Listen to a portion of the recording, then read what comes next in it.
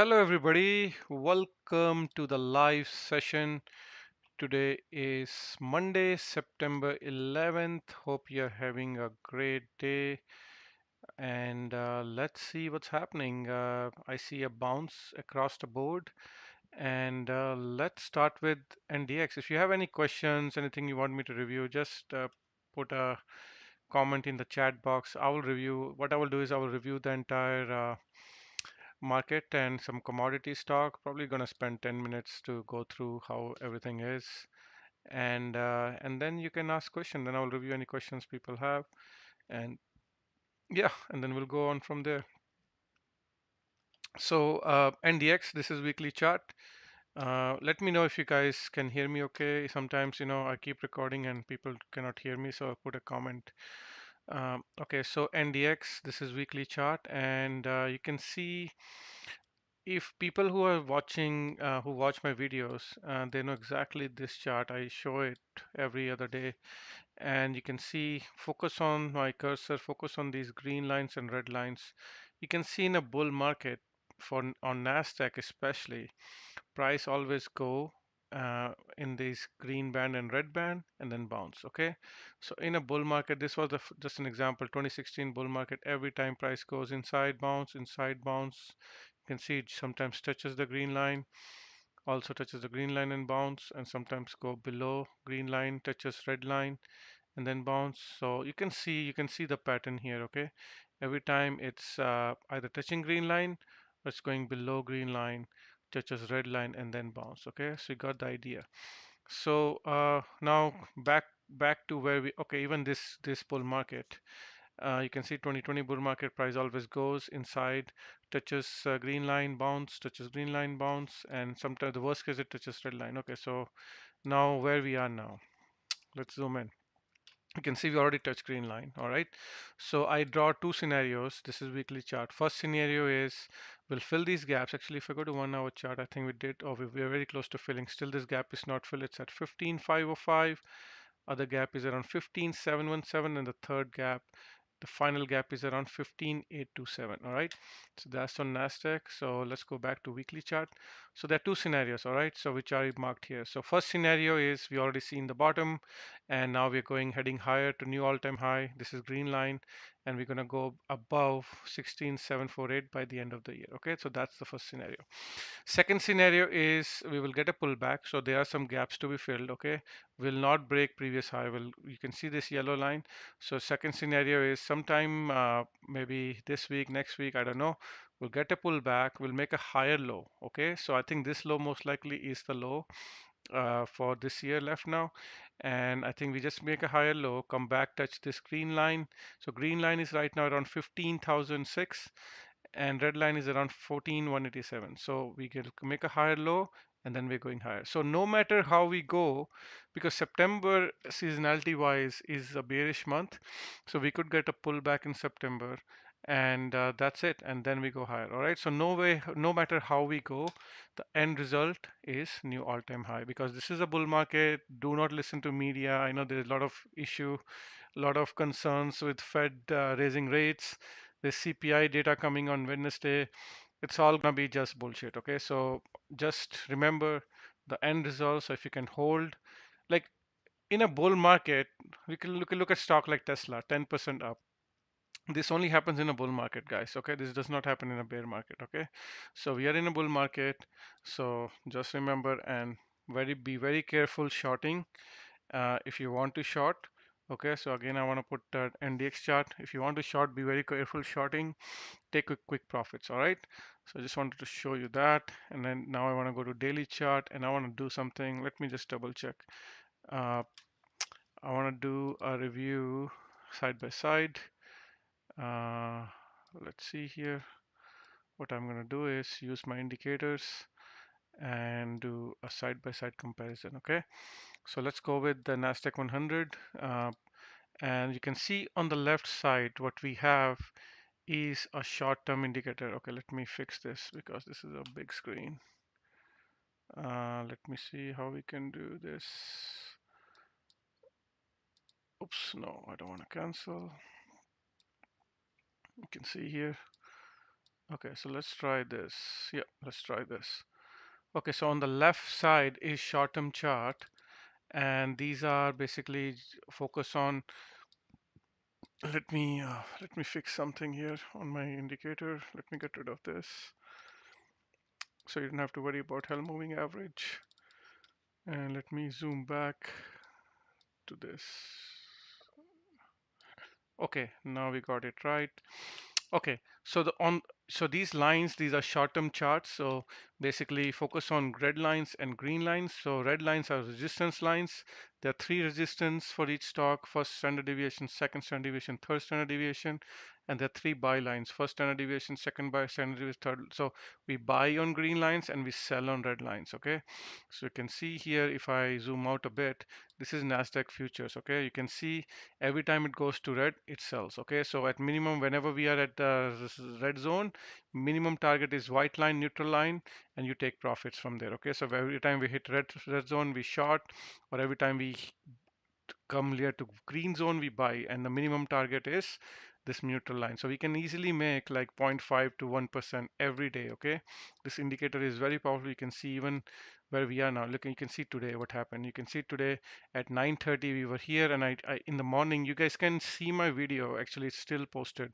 I was telling everybody this is the time to short, and look what happened. This is all education I'm giving you guys for free, right?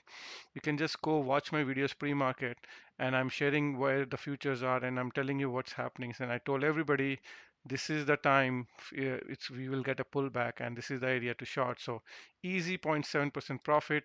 You could have taken your profits here and then waited, right? You should have waited, and now you can see what happened. We again went up above that, and you can see we now starting to cool down a bit. All right. So again, tomorrow morning I will share where we are, and if we are here again in the red lines, that will be a great shot. The higher we go, the better it is. If it goes above second standard deviation, which is at 15,531, that's the better shot. And then if it falls, like I think tomorrow could be a flat day. CPI day is coming on Wednesday morning, so if we get a dump on Wednesday, we come back to green lines. That's best time to buy. And if you get a pump, that will be best time to sell. Okay, so I want to show you something triple Qs. This is daily chart, and let me quickly hide this indicator. You focus on the right side. You can see on 1 hour chart we had a gap up. You see this green line, 372.67. So we had a gap up on 1 hour chart. Now there are a few gaps on triple Qs. One gap is here, 377.93. The other gap is 382. You can see here this gap here on 1 hour chart, 382 and then 385. Okay, so there are two scenarios from here. Let me go back to auto. So two scenarios are, let me go back to daily. So now you can see where we are. You can see there was also this downward sloping trend line on triple Qs. So we broke out, then we could not hold this. We broke down. You can see my green arrow, exactly what happened, what I was showing you, right? So now we are breaking out. We are again back over this trend line here, white line.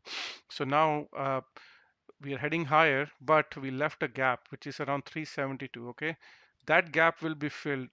I don't know when, so what can possibly happen is from here, maybe tomorrow will be a flat day, and then we could get a dump on CPI day, fill this gap, and then we go higher. Okay, so that's possible. So CPI day is Wednesday 8:30 a.m. Eastern, so tomorrow could be a flat day. One thing is it's a very bullish price action. We can, if when I turn these EMA lines on, let me get the right indicator. You can see price action is now above all EMA lines. Okay, you can see this is 50 SMA, 50 EMA yellow line, 10 EMA green line, 20 EMA white line. Price action is above all these lines. Okay, so you can see we very bullish action, and but tomorrow can be a consolidation day, or actually we are very close to filling this gap. If I go to 1 hour chart, you can see very close to filling this gap, so we might as well fill this gap tomorrow. Now I don't know if you're gonna first go above and fill all these gaps and then come down, or we're gonna come down on CPI day, fill this green gap and then go. Okay, so that's what you have to be looking into. Because we are in sell zone, I won't be surprised if we get a gap down. So triple Qs, if I go to auto chart here, so triple Qs, that gap is around 372, and you can see where that's where these green lines are. So if we get a dump, I don't know when, it will be coming very close to the green lines, and that's the best area to buy. Okay, so if you come to gap fill, you should be looking to buy that. Let's look at S&P 500 SPY, and you can see and look at futures. You can see same thing here exactly. So now we are in the neutral zone. So looks like futures are down almost 0.1%, and now we are in the neutral zone. So these bands adjust itself. So if we go back below 44.65 tomorrow, look to buy. And if it goes back above 44.90, look to sell. And again on SPY, same thing happened. We gap up. There's a gap here around 449. Then there's another gap here around 456. So you have to make your own decision. Uh, are we going straight to fill this gap first or then come down, or are we going to come down, fill this gap, and then go? But no matter if we come down tomorrow or day after, eventually we're going to go up and fill this gap. Okay, and also if I bring all the moving averages in, you can see price action is very bullish. Why? Because it's all above all the moving averages. Okay, so if it comes down, fill this gap, look to buy for a new all-time high. So no matter how we do it, by the end of the year, I think we're going to be above 44.66 on SPY. So that's my target. Dow Jones, you can see US 30 in the neutral zone. Dow Jones is one of the weakest, only and also Russell 2000 closed right below 50 SMA line, this red line, and you can see it's in the middle right now in the neutral line. So if Dow Jones go in the morning from where we are, fall around 0.35%, that's a good area to buy. And here also from here, 0.35% is going to be around here, and that's going to be around yellow line. That's where it could find support before it go high. So you can fall so you can see this green projection I have. All right, and IWM, which is Russell 2000, you can see left side, it's coming very close to the buy zone, which is a good news. If you missed this rally on S&P 500 and Nasdaq, maybe you should be looking into IWM before it breaks out. It is right now around 200. This blue line is 200 daily SMA, no EMA, sorry, 200 EMA, and dark blue is SMA. And you can see this trend line is below this trend line, below all the moving averages, but right where this lot of support here, this is where you want to buy. You don't want to buy when it's breaking out. So tomorrow, if it comes around 1848, very good area to buy in my opinion for a very nice bounce. Okay, Newmont Mine. Sorry, let's go to gold before we go to any individual stocks. Gold is coming closer to the buy zone. 1917 and below look to buy. Gold is finding resistance where it should. So if I hide these, it's right on this 200 SMA blue line, dark blue line, finding support right here, right now. But if I hide these lines, you can see there is a gap here around 1870. So that's my target. So it's looking weak. It got rejected here where it should. So it's probably heading lower to fill this gap before it goes higher. All right. So silver coming to the trend line. You can see this is a trend line here. So silver is like looking for support, support, support. Very nice chart on silver. If it comes to this trend line, you can see this green projection. That will be a good area to buy. Actually, go to short-term chart. Silver is right in the middle neutral zone. Natural gas came to the sell zone. Now just consolidating. If it goes below 2.688, you should be looking to buy. And natural gas is also on this trend line. So you can keep an eye on 2.688 and below. So that's going to be very close to this trend line. That's where you want to buy natural gas. And if I bring moving averages on natural gas, consolidating, this is a bottom forming formation. Okay, so you can see price was going lower, momentum was going higher. This is PPRSI also, momentum was going higher, and now it's above all moving averages except 200 EMA and SMA, these blue lines. So that's a good news. Okay, so look to buy all the dips on natural gas. And crude oil is right now in the middle, which is a neutral zone. So yeah, so nothing to do here. But it's all also very bullish. So look to buy the dips. Crude oil is looking bullish. The next resistance is around 91, $92. Dollar dollar is bouncing from the buy zone, which is a bad news for the stock market because it's always inversely correlated. If dollar goes high, Bitcoin and crude gold goes lower. So if dollar comes back to buy zone in the morning, you should be looking to take profits. Actually, you can see Nasdaq is already near sell zone. So if dollar bounces, then that means Nasdaq will sell off and look to buy in the green lines. All right.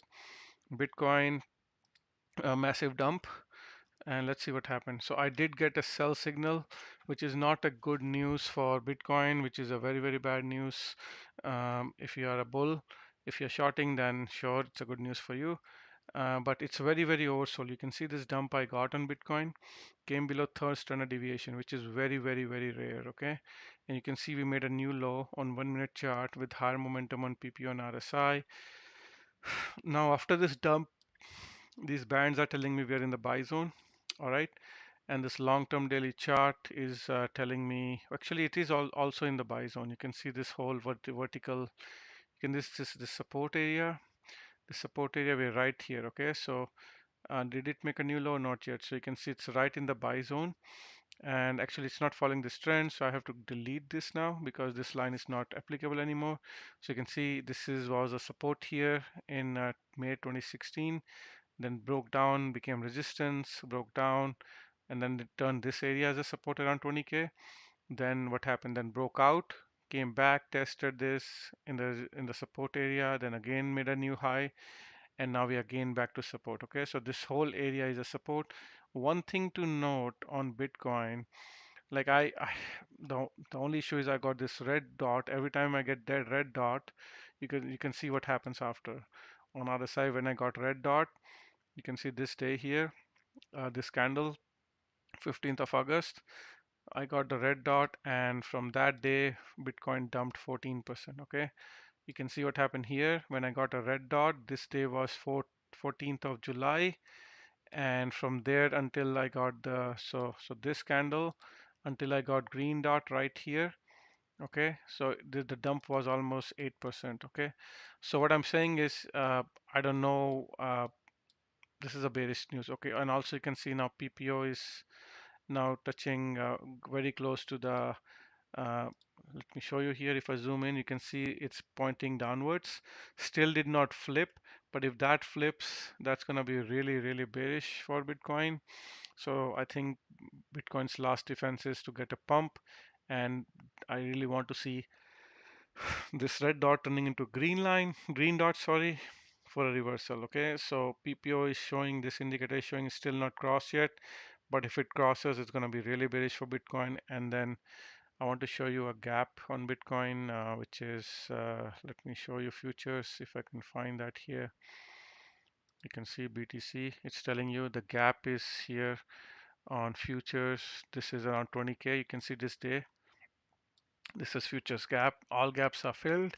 So this day around 13th of March, we had a gap up and we never came down to fill that gap. Okay. So that gap will be filled. Uh, I don't know when it will be filled one day, and that will be good area to buy Bitcoin. Okay, so just be mindful. There is a possibility it can come all the way down to fill this gap. It will be filled. I don't know when, this year, next year, but be very careful. So that gap on Ethereum is around 1428. So you can see massive gap. That gap will be filled one day. Okay, and on Ethereum live chart, you can see here Ethereum is also in the buy zone. This is where you want to buy. Came close to third standard deviation, and again this is also not holding support. Actually, I might have to adjust this, but Ethereum is also, like, you can see this same area here, same as Bitcoin. uh, just be careful, guys. Even on Ethereum I got red dot, and actually on Ethereum green line cross above red line, so it's really bearish. Until you get green dot back on Bitcoin, I won't be bullish. Okay, guys, so if you're a bull, then it's a bad news. Just keep holding, and let's see, because the only hope is if S&P 500 rallies, like I showed you earlier on triple Qs. If you get a rally, Bitcoin will follow. Okay, so if you get a dump to fill this gap, then rally, which I think will.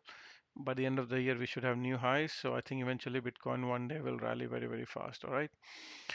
Okay, so that's on that, and let's quickly look at commodities. Toronto Stock Exchange, 0.5% TSX. Let's quickly look at short-term chart. It's in the middle neutral zone. If it falls below 2134 and below, look to buy.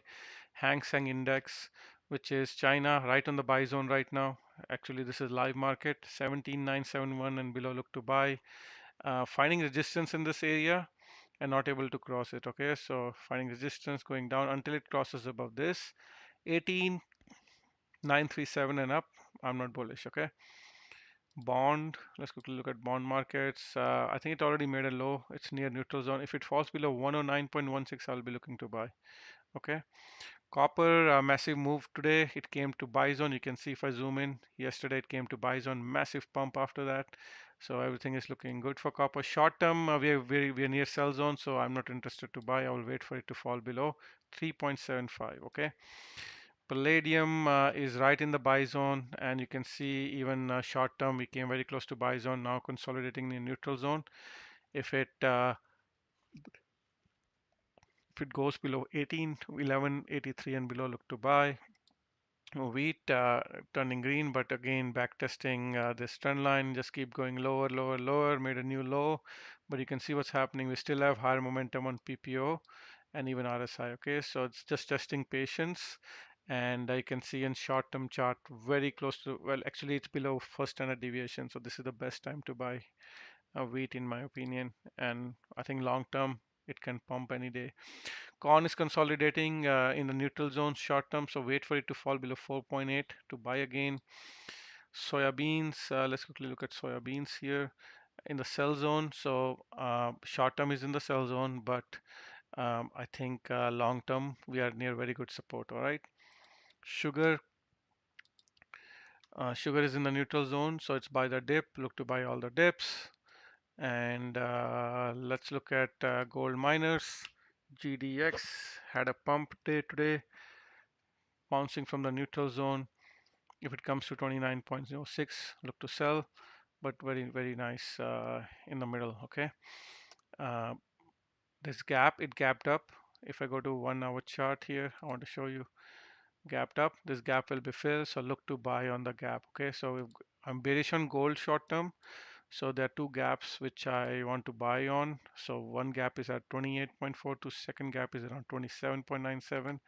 So look to buy on these gap fills. All right, those are the GDX. Newmont mine, also in the neutral zone, right in the buy zone here. So look to buy.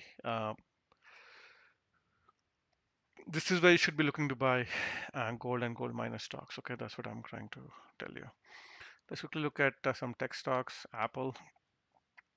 What is Apple here? Short-term chart. Apple is right in the neutral zone.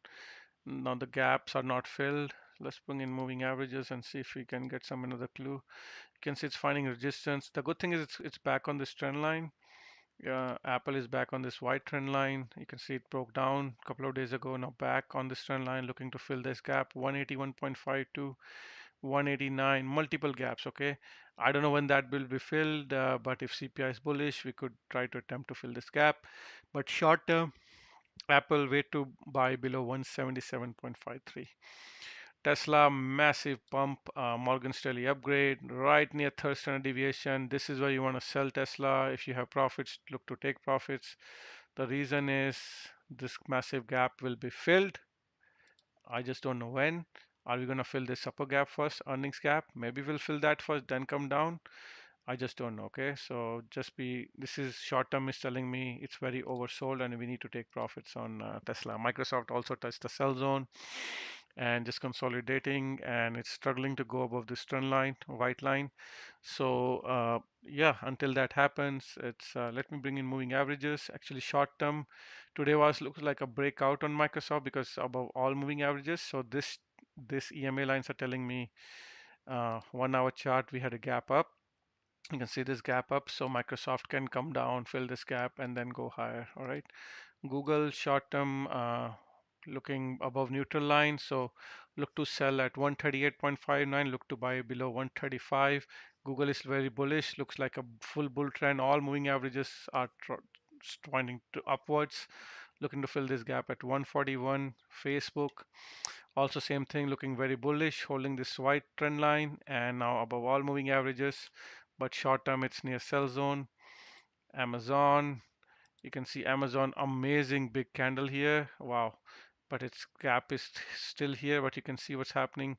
It now above this trend line. If I hide these, you can see very nicely. If I hide these, you can see Amazon is now broke down. I have this arrows pointed before, and now it's above this white trend line. So very bullish move on Amazon. Short term near third standard deviation. So I will be looking to take profits on Amazon. Okay, this is not the time to be buying Amazon. You have to buy on green lines, not on red lines.